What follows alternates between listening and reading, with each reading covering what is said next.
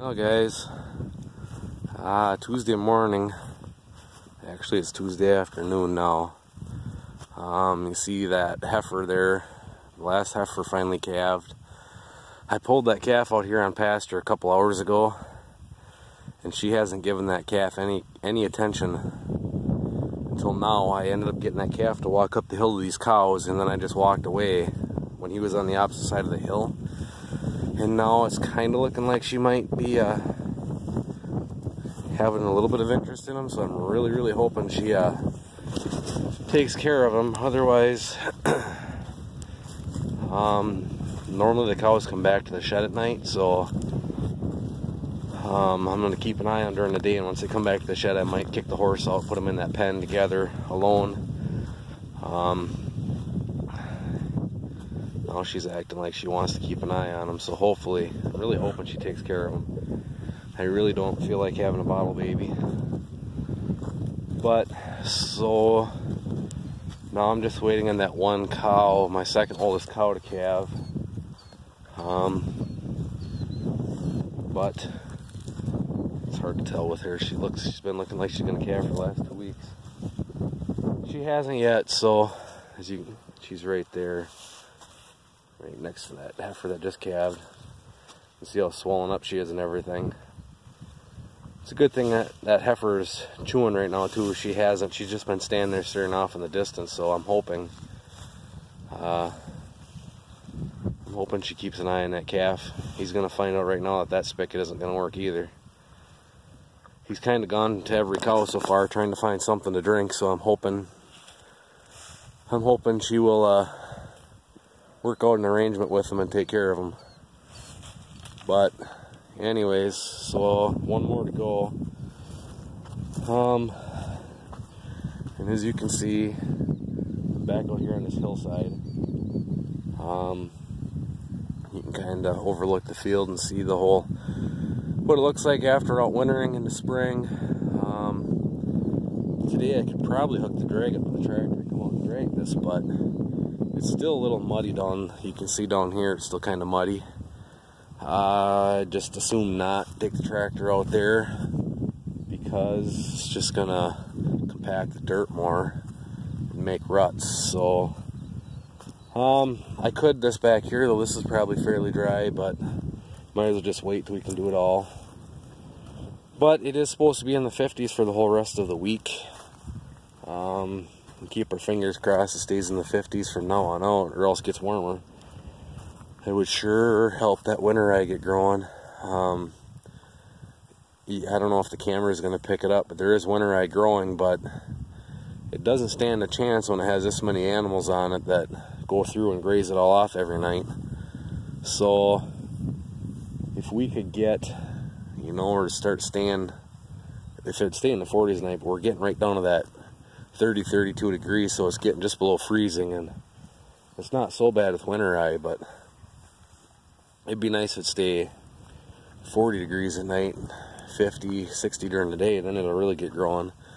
And this winter right here, I don't think I'm gonna cut it for hay, just because by the time I scatter out all this fodder from the cows eating, there's gonna be so much trash, I'm just gonna end up baling that back up. So this I'm just gonna keep grazing, let the cows just keep grazing it until they go to pasture.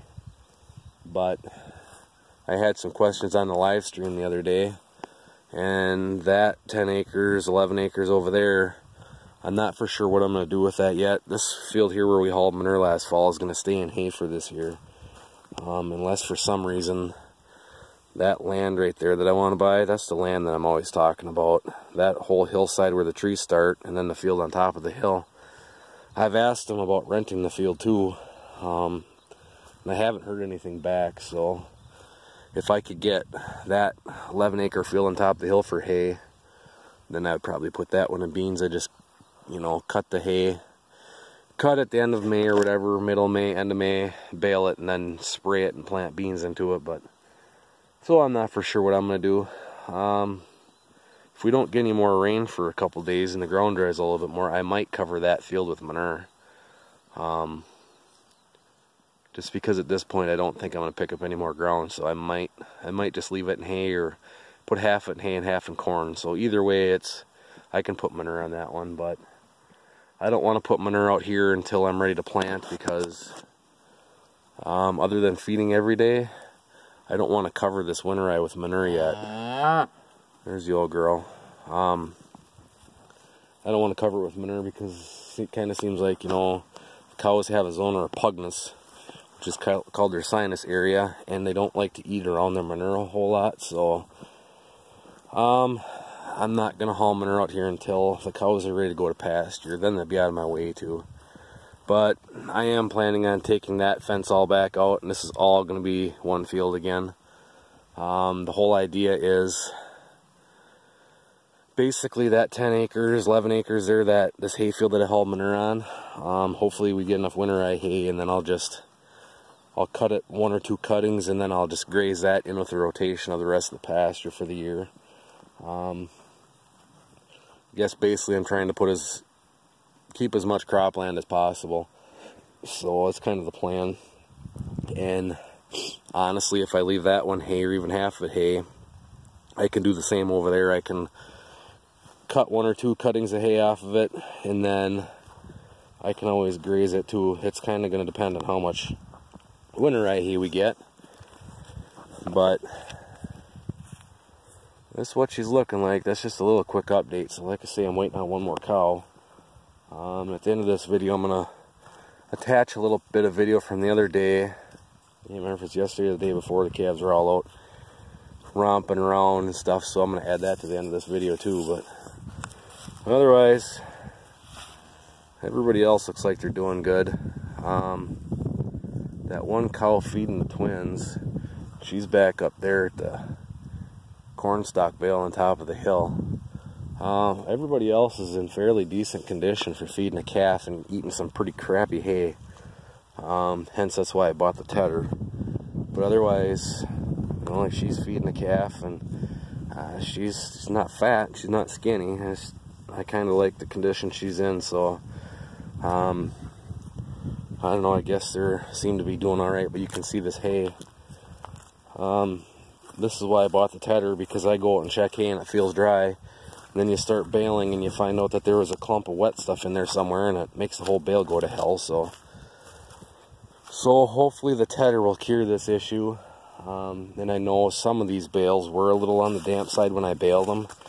We had that storm coming, so I baled them anyways. And I mean, it's dry and it smells like, you know, it's caramelized. And they eat it. But for some reason, my cows prefer to eat the cornstalk bale, or the majority of them prefer to eat the cornstalk bale down before they eat hay. And the other reason I'm getting so much hay built up out here is because I've been feeding 2 bales of hay a day now instead of 1. I kind of figure there's about 34, 35 days left until cows go to pasture. It's kind of the goal is May 1st. So counting the hay that I have plenty of hay, so I'm trying to get it out here and get the pile cleaned up. There's, I don't remember what there was, almost 90 bales of hay left, so I just decided to start bringing 2 bales out. They can pick through what they want.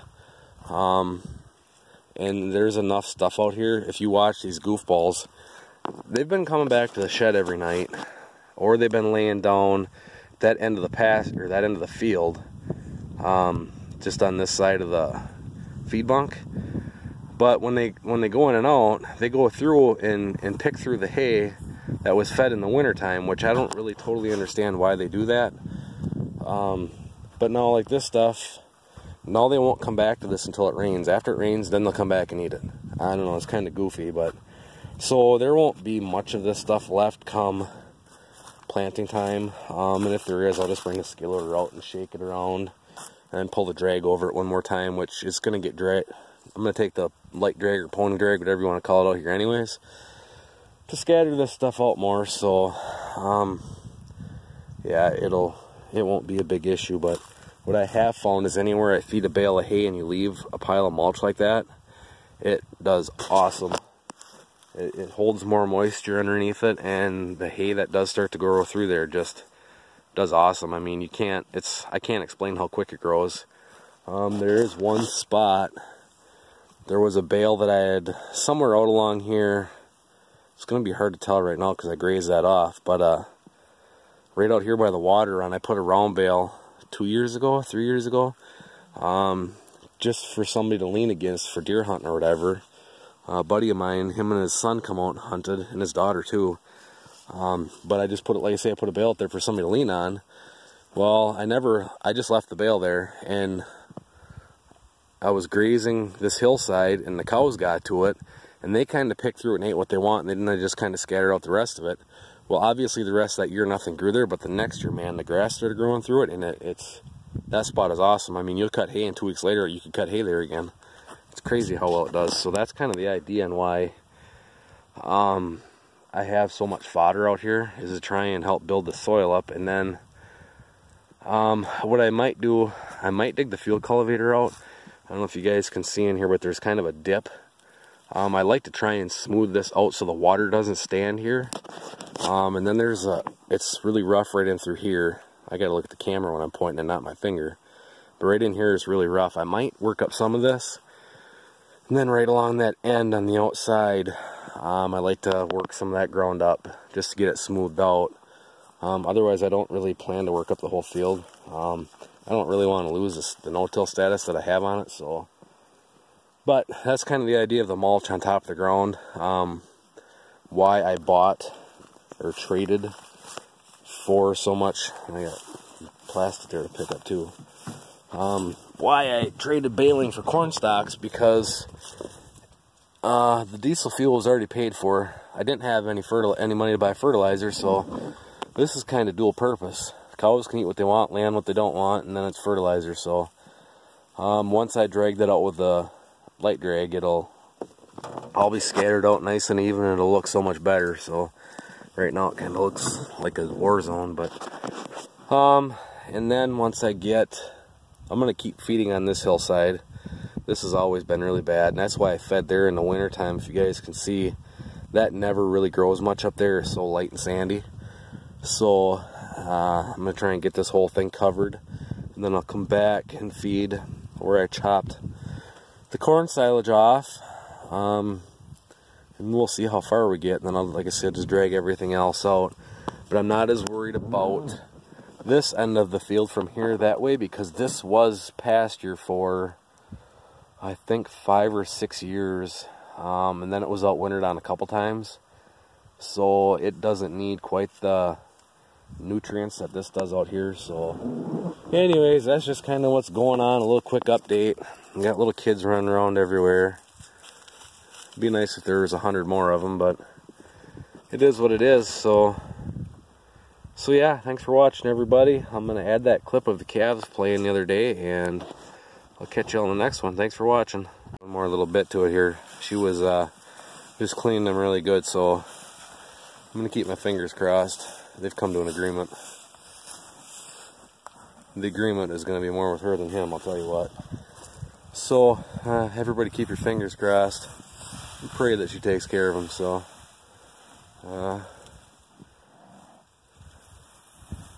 he hasn't drank yet that I've seen, but he found a friend. Hopefully a good mom too. So anyways, there you go. Just a little, figure to add this in quick.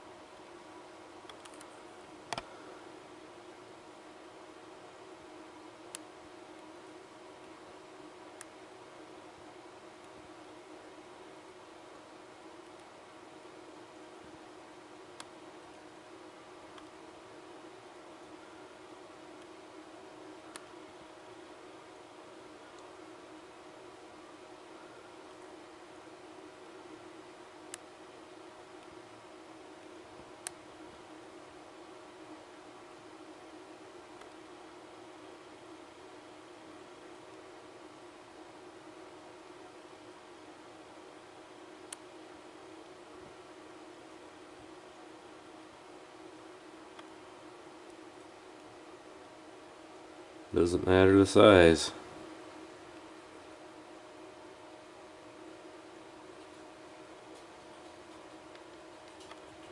Who do you think will win that one? Pretty sure Mama will give in to her daughter, huh? Goofballs.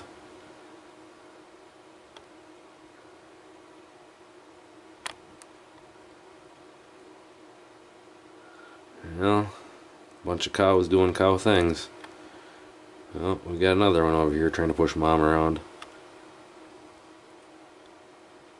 There's the heifer twin.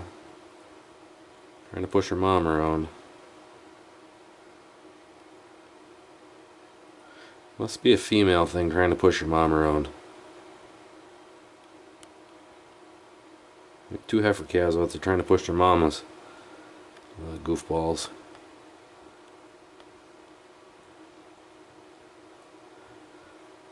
Yeah, I'm sure they're getting bored ready for spring, so I gotta start pushing each other around.